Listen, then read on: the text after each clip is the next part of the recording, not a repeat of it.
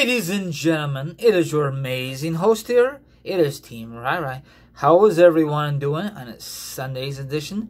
I am doing splendid. Now, in this video will be the review of last night's pay-per-view called SummerSlam. Live from Las Vegas, Nevada, in our brand new Speaking New Stadium of the Raiders. Now, I usually do all my reviews on Monday, but due to the pay-per-view this time around, it was on a Saturday, so I just switched over from Monday to Sunday. Okay, I'll definitely will go back to my original schedule. So there you go. So please follow me on Instagram, Twitch, Twitter, my own Facebook page, even TikTok. If you really want to be part of the Raw show, the link will take you there. DM me, then you and I can make arrangements. Now, if you just want to come on board to be a guest, to make fun of me, then that is not going to work for me. We could discuss about any kind of topic you please. Wrestling, football, food, video games, movies, politics, religion, any kind of thing. But however you feel, okay? Now, it is review time of last night's pay-per-view called SummerSlam. So sit back, relax, put your feet up, grab some meat, grab some drink. Now, if you don't do like that, maybe you want to hear my opinions, my thoughts on the review of SummerSlam. It took place once again at Las Vegas, Nevada, home of the Raiders. Let's begin here. I think there has been 10 matches confirmed overall. That is a lot of matches. Now, does anyone know how long was the show? If you attended SummerSlam last night, I was just wondering. Okay, I watched it on Peacock last night. I had no issues. Let me know down below if you have any kind of issues, because last time, or the last few times, I had issues with Peacock. A lot of people are complaining about it. I totally understand. Now the first match, it was a kickoff match. It was no big deal. Big E versus Baron Corbin. Big E got revenge, got his briefcase back. Big flipping deal. They're not treating Baron Corbin very well. I hate his current storyline. It's stupid. It reminded me of when HBK had to work for JBL. It was back in 2008, 2009. They say HBK was broke, but that's just a storyline. It's a stupid storyline. Just like this one, very stupid. I think this is more worse than the HBK storyline back in 08, 09, whatever. Anyway, nothing really exciting for that match. Big E won. Good for him. Next match to kick off SummerSlam was the Raw Tag Team titles. It was up for grabs. You have Randy Orton and his partner, Riddler, I forget it. Radar, okay, bro. However they call him. Awesome, okay? Now the tag team champions at the time was AJ Styles and Omos. Great chemistry. I know a lot of you don't like this match. Whatever. It was a great to kick off Money Bank. I'm sorry, I'm getting ahead of myself. SummerSlam. I gotta take it easy. If I don't take it easy, I go too fast and I mess up. So great finish. I love how Randy Orton just RKO AJ Styles and pick up the victory. 1, 2, 3, and became the new Raw Tag Team Champions. The question is, how long will it be Tag Team Champions? We'll find out. Next match, I don't give a crap. Alexa Bliss versus Eve Marie. Who cares? Alexa Bliss won. So, big deal. And Eve Marie, a sidekick, or the one who does all the work, look like she's gonna turn on Eve Marie about time. So Eve Marie, she stinks in the ring. She's very beautiful, but she just stinks in the ring. I'm sorry, I'm being honest. So that match was nothing really get excited for. Another title match is for the SmackDown Tag Team titles. It's up for grabs. You got the Usos versus father and son, Rey Mysterio and Dominic Mysterio. The Usos retain the belts. You could just tell that Dominic is gonna he's getting very irritated with his dad. You could see that he's going to turn heel sooner or later. I thought he was going to turn heel last night, but maybe that's not the right time for that. Next one is another title match. Jesus, crying out loud. What if you have like a title match and no title match, you know what I'm saying? But that's WWE for you. Is a WWE SmackDown Women's title is up for grabs. You got Bianca Belair versus Sasha Banks. And I'll get that in a minute. So when Bianca Belair came down the aisle with the music and she's very excited, then the ring announcer says Sasha Banks is unable to compete. I heard rumors that she has a virus. I don't know if that's really true. Or maybe WWE just took her off TV. Off the pay-per-view, just take her off TV. Off the pay-per-view, so I don't know what's going on. I really want to see that rematch, but we never saw it. So her replacement is Carmella. People on social media was very, very pissed off. I don't think Carmella is really championship material. She just got lucky a couple years ago. She's very beautiful, but we all know that she's not really championship material, in my opinion. So she was there for a few minutes, and it's for a title match. We saw that match on free TV on SmackDown, and Bianca Belair beat the crap out of her. So big flipping deal. And then out of the blue, finally, the return of Becky Lynch. Finally. I thought it was going to be like a triple threat match, but what's the point of that? That'd be stupid. So she beat the crap out of Carmella.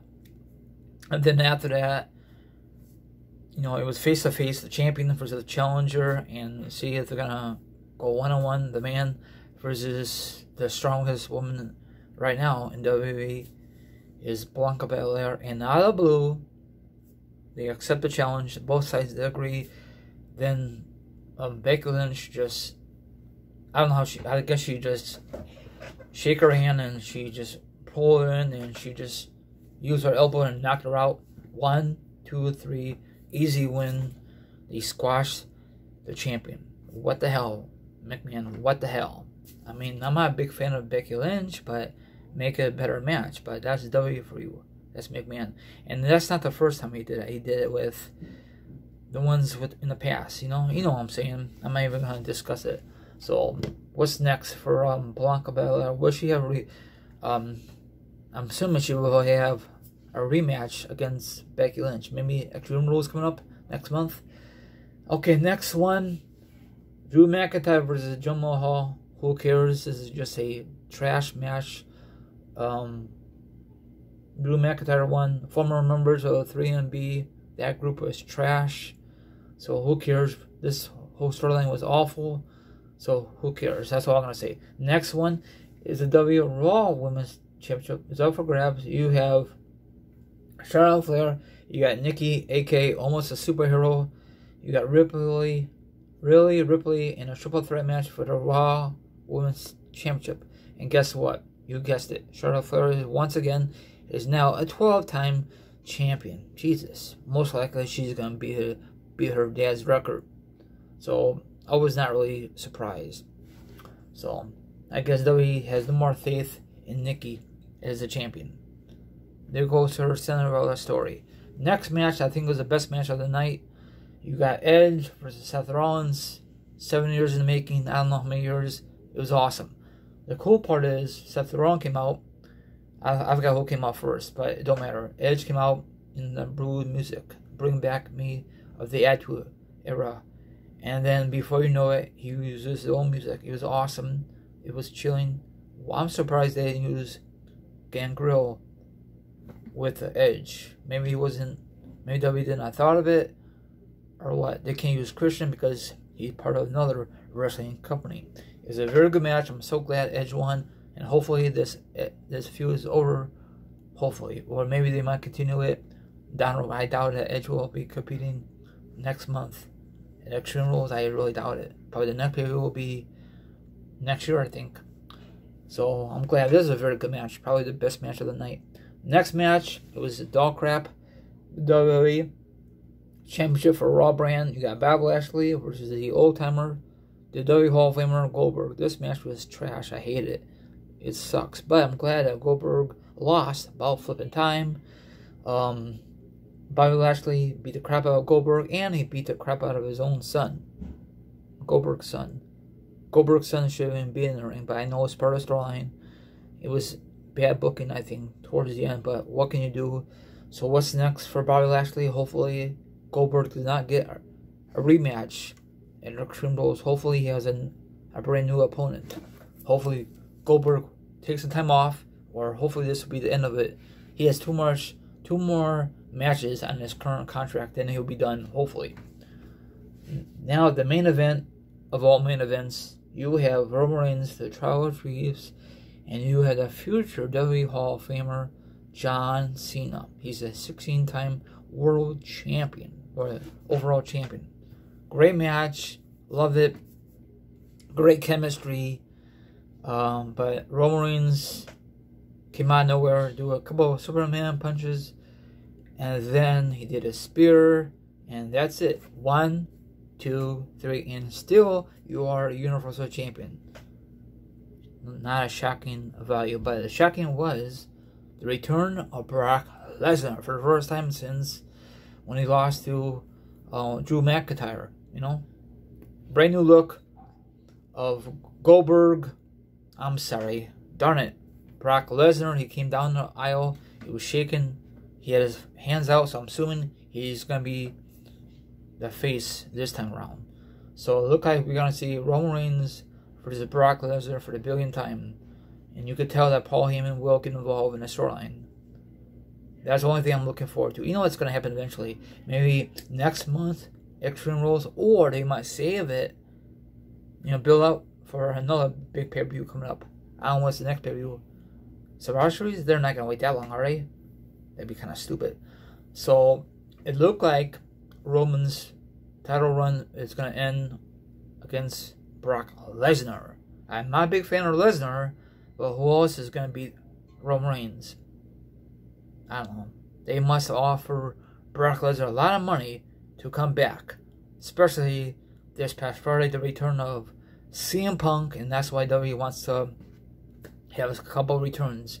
You have I gotta take my time. You have the return of Becky Lynch in a squash match that was kind of stupid, but I'm happy she's back. And the return of Brock Lesnar. I thought it would be the return of Braun Strowman or the return of The Fiend, but I guess they're done with the company completely. You know, they could always resign, but I don't know. Maybe that's why WWE released all these talent to give Brock Lesnar a big fat contract. That's just my guess. So overall card, it was okay. Very okay.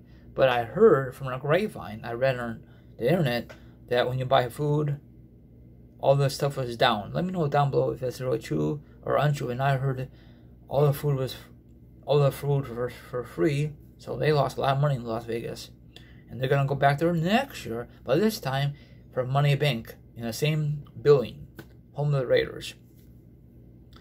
I think that's kind of too big for Money Bank. Why they could just can't have it home of the Las Vegas Knights? You know what I'm saying? I don't understand that. I don't know, maybe they made an error, or that's true. That's going to be like 4th of July weekend. That's going to be crazy. So if you wonder if I'm going, no, I doubt it. Okay, everyone, have a good one, and I'll be back tonight for the return of the wrestling news and all good stuff. So what's your thoughts? You like this show, pay-per-view last night, or do you dislike it? I would just want to know your honest opinion. I mean, I don't mind Brock Lesnar back, but you know he's going to beat Roman for the belt. You could see that. You could see that on Roman's face and Paul Heyman's face. They saw a ghost, especially Paul Heyman. So I'm looking forward to what's going to happen. So I guess Brock Lesnar is going to be on SmackDown and singing for Becky Lynch, and that's why Charlotte Flair is the champion of Raw. So once again, SmackDown had a better roster than Raw. I don't know. Maybe we're going to see on the draft coming up, things will get all mixed up a lot better. We'll see. Have a good one. I'll see you guys tonight. Sorry about the whole video messing up. Please understand.